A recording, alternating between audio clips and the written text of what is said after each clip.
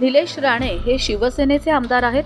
त्यांनी घेतलेला आक्षेप त्यांची खातरजमा करावी लागेल, चौकशी करावी लागेल। वस्तुस्थिती खरी असेल तर संबंधित यंत्रणेने निर्णय घेतला पाहिजे।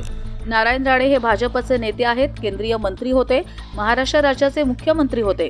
शिवसेनेचे नेते आणि उपमुख्यमंत्री एकनाथ शिंदे यांनी आदेश दिले होते की नारायण राणे यांच्याशी चर्चा करून पक्षाची काही हालचाल असेल ती करा। नारायण राणे यांचे मन दुखावेल असे काही करू नका, अशी भूमिका एकनाथ शिंदे यांनी घेतली होती। राणे यांनी सांगितले की आपल्याला युती करायची आहे। रायगड जिल्ह्यात अनेक ठिकाणी शिवसेना आणि भाजप युती झालेली आहे। जिथे वैयक्तिक पातळीवर काही गोष्टी आहेत तिथे राष्ट्रवादी आमच्या सोबत आली नाही, हे सत्य आहे। जिथे आम्ही सर्वत्र लढत आहोत तिथेच नक्कीच विजयी होणार असल्याचे उद्योगमंत्री उदय सामंत यांनी अलिबाग मुरुडचे आमदार महेंद्र दळवी यांच्या निवासस्थानी झालेल्या पत्रकार परिषदेत सांगितले आहे।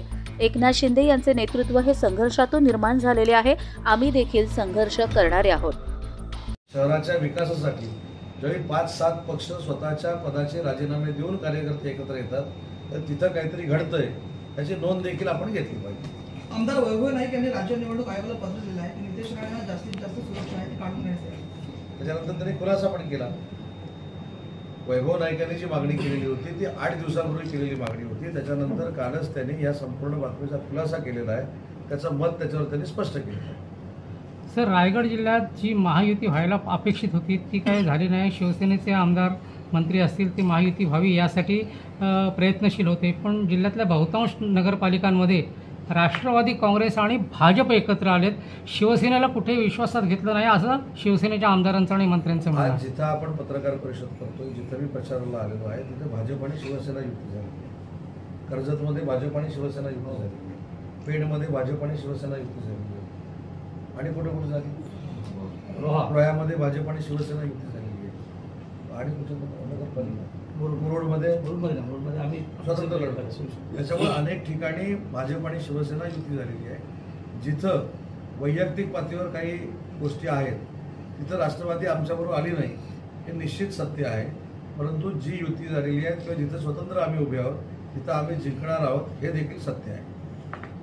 पण सर, जिथे राष्ट्रवादी काँग्रेस आहे, नगराध्यक्ष आहे उमेदवार, तिथे बीजेपी सोबत आहे। आता बीजेपीचा जिथे नगराध्यक्ष उमेदवार तिथे सेना सोबत आहे, पण जिथे सेनेचा उमेदवार उभा आहे तिथे बीजेपी सोबत नाही आहे। सर, माननीय एकनाथ शिंदे साहेबांचं नेतृत्व हे संघर्षातून निर्माण झालेलं नेतृत्व आहे, तसं आम्ही देखील संघर्ष करणार आहोत। जिथं जिथं आम्ही ज्यांना कमिटमेंट केलेली आहे तिथं तिथं आम्ही त्यांच्या सोबत आहोत।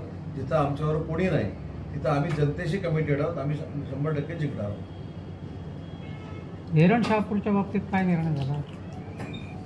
सिनार्मस प्रकल्पाच्या बाबतीमध्ये 46 लाख रुपयाची जमिनीचं व्हॅल्युएशन झालं होतं, ते माननीय महेंद्र दळवी साहेबांनी पुढाकार घेऊन आता ते 96 लाखाचं ॲक्विजिशन झालेलं आहे, रेट ठरलेला आहे।